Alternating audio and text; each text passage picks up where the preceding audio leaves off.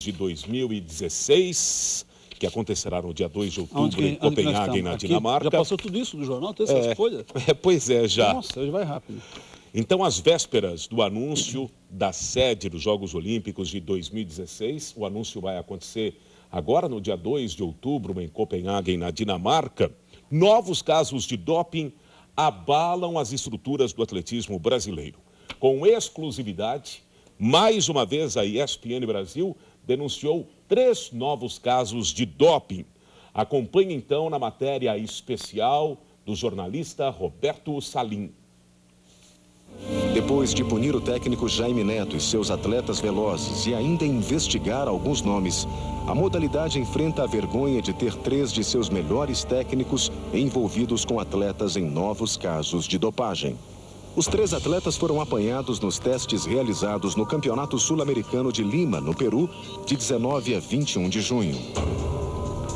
Os técnicos são Nélio Moura, da equipe Rede, e Elson Miranda e Neilton Moura, da BMF, as 2 grandes equipes do país. Nélio, que é treinador da campeã olímpica Mauro Image, teve seu atleta, Leonardo Elisiário dos Santos, apanhado com anabolizante.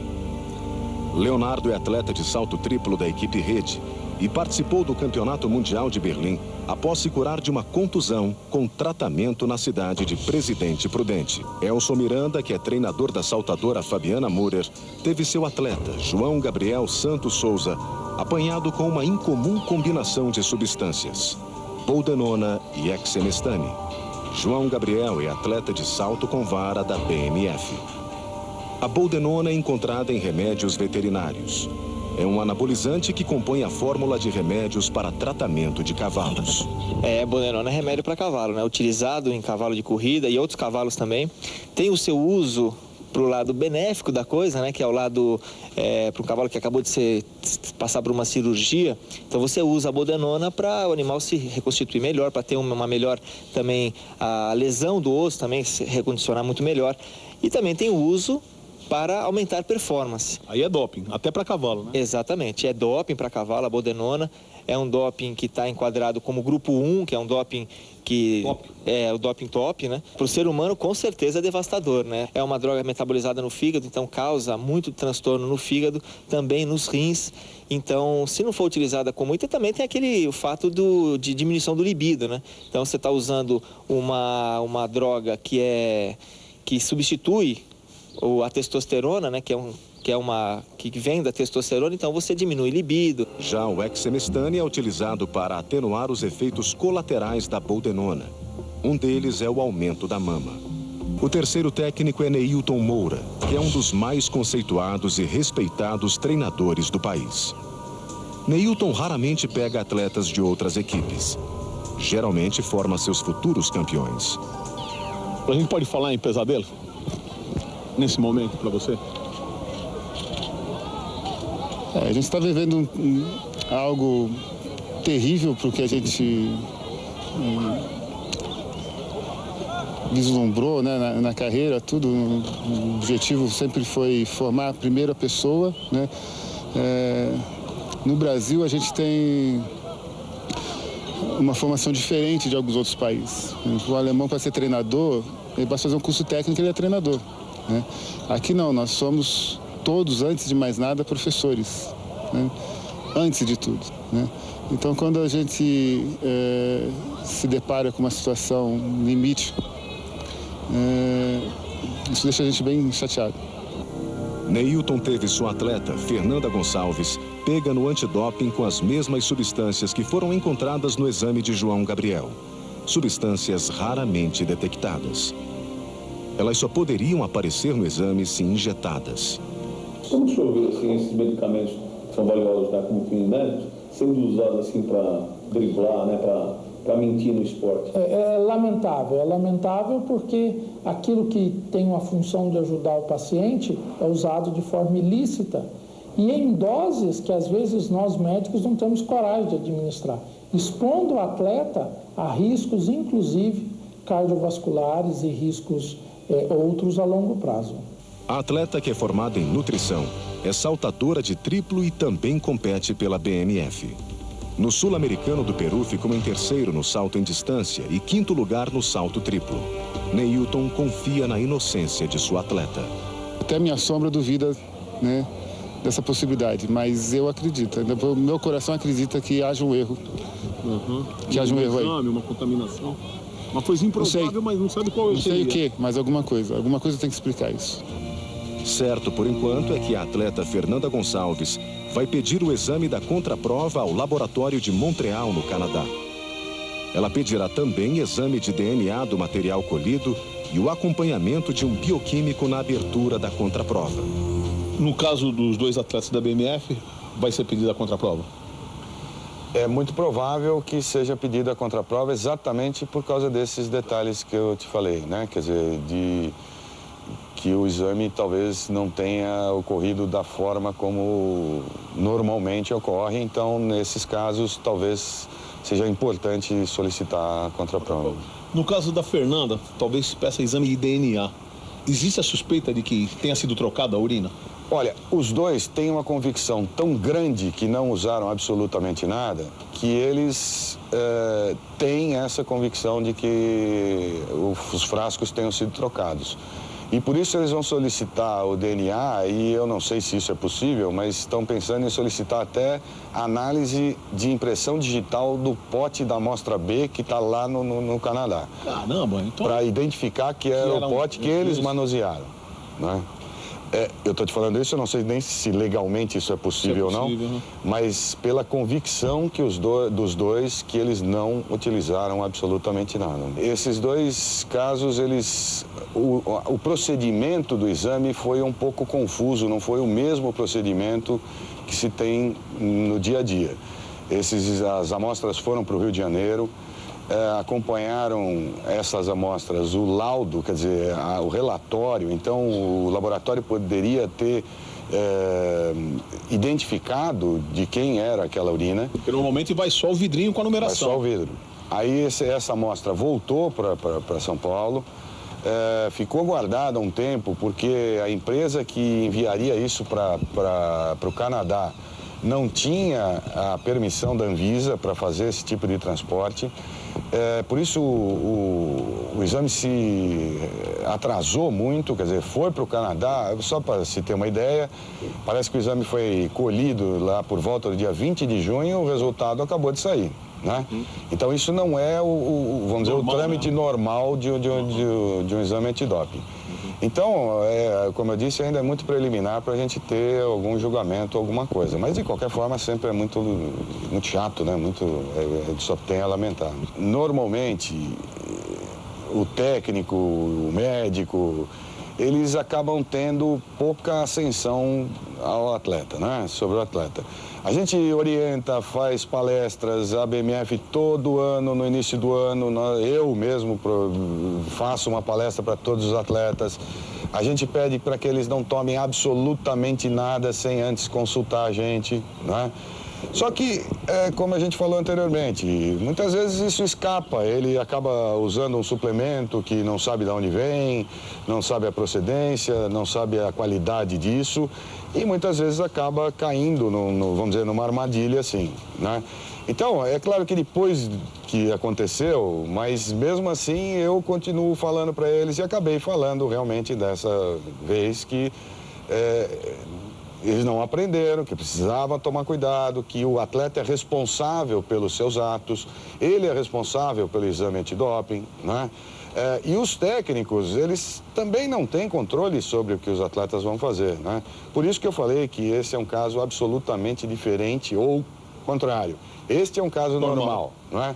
E aquele caso da rede é um caso diferente. Você não sabe de 3 casos positivos que aconteceram com atletas brasileiros no Sul-Americano de Lima, no Peru? Não sei, não foi informado, a federação não foi informada oficialmente que tenham novos casos no atletismo nacional.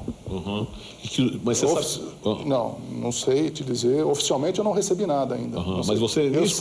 Eu sei que tem novos casos sendo investigados pela ordem natural dos exames que vão sendo analisados. E dos casos lá, assim, dos exames feitos no Sul-Americano? Não, eu nem sabia que o Sul-Americano tinha Inclusive foi o Dr. Rafael que colheu o material. Então o sul-americano foi em Lima. Em Lima, no Peru. 19 a 21 de junho. São brasileiros? A gente não sabe. Porque foram feitos 10 exames e não sei quantos exames feitos em brasileiro, mas 3 exames deram positivo. Então, são atletas brasileiros? São atletas... Atletas brasileiros. Eu desconheço. Atletas de São Paulo. Não sei. Eu não fui informado, eu não sei. Mas eu não participei, eu não fui na confederação, teve a reunião, eu não pude ir. Mas, por exemplo, você faz parte da comissão antidoping. A comissão está analisando os casos anteriores. Os casos anteriores. Eu sei, mas então, porque você está na comissão porque você é um dirigente do esporte paulista. São atletas envolvidos. E esses 3 são atletas paulistas também. Eu não sei. Eu não sei de onde veio essa informação, não sei de onde você te surpreende, assim? Não, me surpreende, mas eu acho que se vier a ter, eu acho que tem que pôr o atletismo e o esporte nacional limpo mesmo. Então eu acho que vai ser, eu não sei de onde veio essa informação, não é oficial para mim, mas eu acho que se tiver, vai ter que passar limpo mesmo. Então vai ter que ter nova comissão para investigar tudo isso aí. Pior que toda essa história, só os comentários de que existem mais 2 casos positivos, que deverão ser anunciados brevemente pela Confederação Brasileira de Atletismo. Seriam 2 fundistas, possivelmente corredores de provas de rua. Às vésperas do anúncio da próxima sede olímpica, o Brasil é o país candidato com o maior número de casos de doping. Talvez isso atrase o anúncio da confederação, pois o COB considera prejudicial a divulgação antes da escolha da sede de 2016 pelo Comitê Olímpico Internacional.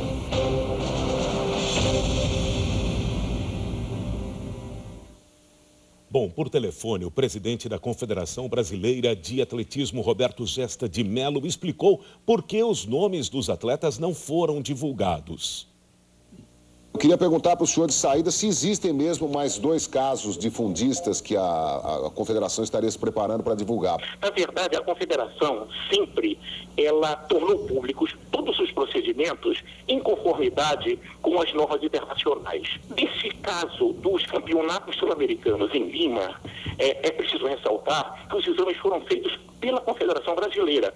Como na maior parte dos países sul-americanos não há possibilidade de realizar esses exames, porque eles não têm kits de preparação e tudo. E como eu sou também presidente da Confederação Sul-Americana, eu conseguia convencê-los de que a agência antidoping da Confederação Brasileira irá a todos os campeonatos sul-americanos, como ela já tem feito nos últimos 2 anos, e realiza lá os exames e nós mandamos para os laboratórios credenciados, nesse caso em Montreal. Os resultados, eles nos chegaram recentemente e imediatamente nós comunicamos aos atletas dos resultados adversos e eles têm um período de 7 dias para apresentar as suas explicações e solicitar a contraprova B, se for o caso, e até abrir mão da confidencialidade. Os atletas não o fizeram, é um direito que eles têm, essa privacidade é assegurada pelas normas internacionais e nós não podemos influir nessa decisão. Então nós estamos apurando os casos. Cada caso é um caso. Eu acho, sinceramente, que está havendo, no mínimo, um descuido muito grande por parte de atletas, alguns de alto nível, que ingerem substâncias sem conhecimento, às vezes passadas por algum mal profissional de área de saúde, como nós tivemos o caso desses de Presidente Prudente, ou até inadvertidamente tomam alguma substância que contém substâncias proibidas. Eu assisti a matéria, vi quando o professor Nakaia falou da cartilha que nós distribuímos, dos cursos que nós realizamos de prevenção. Então tem que haver um controle maior e, no caso, aqueles atletas que quiserem fazer uso dessa substância, uma punição enérgica, uma punição imediata, um afastamento, ou por um período determinado pelas normas internacionais, da prática do esporte. Mas isso é uma coisa lamentável, é incrível que nos dias de hoje, inclusive comprometendo a sua própria saúde, e a difusão disto é hoje farta nos meios de comunicação, isso incentive atletas a prática de um dano, inclusive, à sua própria saúde. A única coisa que eu gostaria de salientar é que o interesse da Confederação Brasileira, do Comitê Olímpico Brasileiro e o Comitê Olímpico Internacional e da Federação Internacional de Atletismo é o combate ao doping. Nós fomos considerados, a candidatura do Rio de Janeiro, um dos pontos fortes foi exatamente a adesão do país ao Código da UADA pelas autoridades nacionais e também o combate que nós estamos feito intransigentemente no caso de doping. E todos esses casos pendentes são do conhecimento da Federação Internacional e do Comitê Olímpico Internacional. Ou seja, isso não prejudica absolutamente a candidatura. Pelo contrário, fortalece no sentido de que está havendo uma campanha intensa no combate a essa prática nociva. Repetindo, então, os 3 atletas que foram pegos no doping. Leonardo Elisário dos Santos, João Gabriel dos Santos, Fernanda Gonçalves, atletas treinados por Neilton Moura, Nélio Moura e Elson Miranda, com a possibilidade de mais 2 atletas com os nomes ainda não divulgados. Uma pena, amigão, o nosso atletismo está doente, né? Não tem obtido resultados assim, tão expressivos como se poderia esperar, pelo menos o que aconteceu recentemente no Mundial de Berlim. É uma modalidade nobre do esporte, mas infelizmente a gente tem visto que está faltando realmente a sangue azul, nobreza no atletismo. São muitos os casos de doping, não são coincidência, não são fatalidade. Eu, pelo menos, não acredito nisso, amigão. Pode haver desinformação em um ou outro caso, também inocência, já que a gente não tem de condenar ninguém a priori, mas falou até aí o presidente da confederação, a informação é vasta hoje em dia. O doping é um assunto recorrente nos meios esportivos. As pessoas sabem o que é doping e o que não é doping, o que pode e o que não pode. O que é isso? Sabe os riscos que correm. Sabe também, chega lá aquele que fala, não, então esse negocinho não é nada não, fica tranquilo que não vai dar. E por que ainda cai nisso daí? É a tentação de obter bons resultados? É pressão? Não sei, cada um pode ter a sua explicação, sua motivação. Mas é uma pena tudo isso que está acontecendo no atletismo. Agora, faz a gente ficar pessimista com o fair play, com a lisura que se espera haja no esporte. Digamos, não sei. Hoje em dia você já não sabe mais quem é limpo ou quem não é limpo no esporte. É uma pena, porque joga todo mundo no mesmo balaio, né? Mas é uma desconfiança que acaba surgindo na gente que acompanha o esporte de alto nível, de competição. Não estou dizendo esse esporte é o ciclismo que você faz na rua, aquela caminhada e tal, né? É uma pena, meu. É uma pena. Então, o Salim, com essa reportagem, toca de novo numa ferida que é grave, que é funda, e que é persistente e que é impressionante, amigão. É talvez como a questão das drogas, né? Se fala, se combate, mas o consumo persiste e até aumenta. Eu acho que o mesmo tem ocorrido no esporte, amigão. Parece que quanto mais se fala, parece que mais aumenta o uso. Né, e talvez a decepção é muito grande, claro. Muito, mas amigão, talvez ela não seja tão grande, ou a repercussão não seja tão grande, porque eles não estão ganhando. Porque imagine se nós estivéssemos aqui falando de atletas que ganharam medalhas de ouro, quebraram recordes. A decepção e a repercussão seria muito maior, seriam muito maiores, não é verdade? Então é uma decepção muito grande, né? Muito grande. E o esporte está em xeque. É preciso rever as bases, as estruturas, pessoas importantes que trabalham no atletismo brasileiro, para que a gente corte isso rapidamente. Porque a gente está vendo que o resultado não traz, nem resultado positivo não traz. E mesmo que trouxesse também, claro. é a mesma porcaria. Claro. Né? Mesmo que trouxesse. Então, quer dizer que já é ruim, por si mesmo, o uso do doping, que é pior ainda, porque nem resultado o pessoal está conseguindo. E há gente que está olhando, tudo bem, tem gente séria que combate, de fato, o doping, e tem gente que está rodando o mundo aí porque há projetos muito mais grandiosos do que ficar cuidando realmente da base, da estrutura do esporte, né? Mas tudo mudará, amigão, se o Brasil for escolhido para a sede dos Jogos de 2016. Tenha certeza disso. No nosso futebol as coisas estão bem encaminhadas, com a Copa de 2014, você vê que está tudo certo, e o mesmo vai ocorrer no esporte também. E você acredita em Papai Noel?